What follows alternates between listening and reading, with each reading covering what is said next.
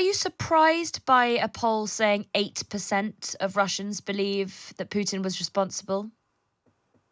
Well, yeah, I'm surprised that 8% of people who would dare say such a thing, which is pretty much criminally liable at this moment. So, no, not really. I mean, uh, what would you expect? The way the question is put is just something obnoxious, taking into consideration this is 1.5 year into this war.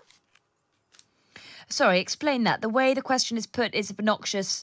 Uh, Well, yeah, I mean, look, if you're asking Russian citizens that within Russia, if Vladimir Putin killed someone in a plane near Moscow with 9 other people being killed in the process, 2 months after the mutiny, this is something that the answer to which could be criminally liable yeah, for those okay. people. We've I, seen that. Yeah, absolutely. So you're verifying what many people would think, which is that it's very hard to get an accurate sense of what Russian people think, because Russian people, if asked, would be. What are you saying? Too fearful to say what they felt, as you say, because of what might happen, because of repercussions.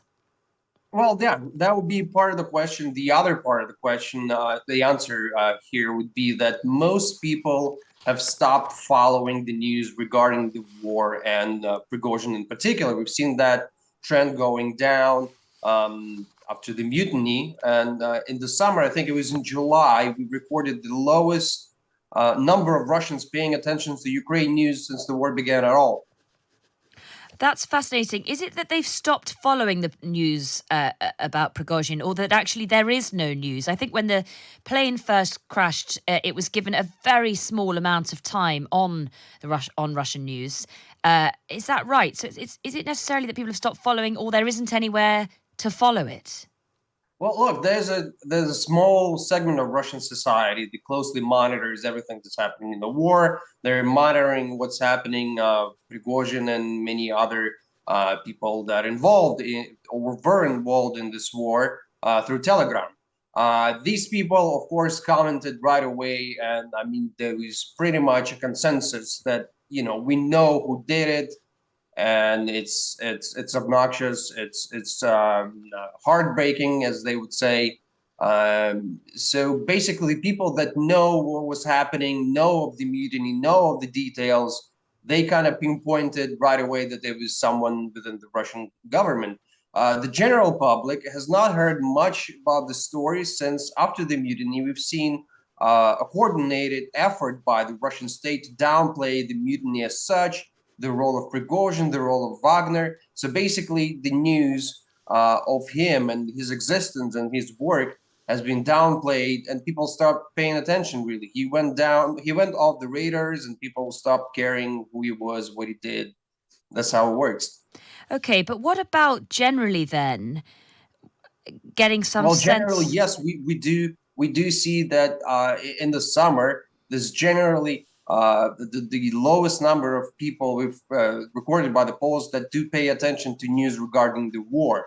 And our colleagues explains that with basically exhaustion with the war agenda. It's all very negative. People are kind of tired of those news. They are extremely fearful of the next wave of mobilization. They're concentrating on their individual well-being. So generally, it's just harder and harder to make Russians want to follow news related to the war as such. Okay, so you get a sense that of that exhaustion and of that switching away from the news and concentrating on their own lives. But is there any sense of their feelings towards their leader?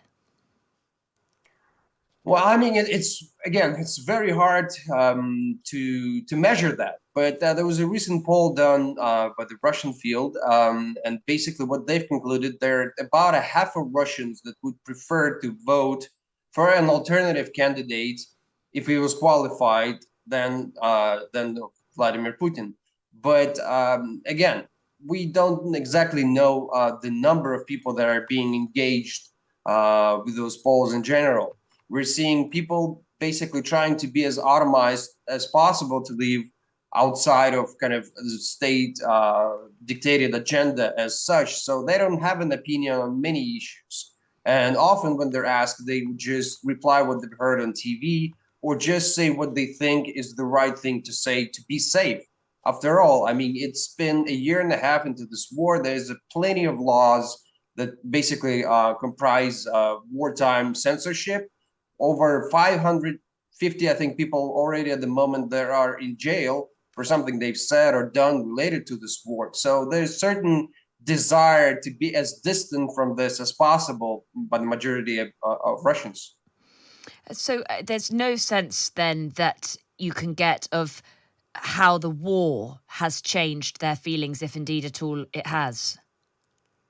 Well, basically, you still see quite a significant segment of people who think that they are better off with him because, you know, if Putin goes, then Russia loses the war, and propaganda has been quite intensely trying to picture that for the people that basically they would make, to pay reparations, that every Russian would be somehow prosecuted.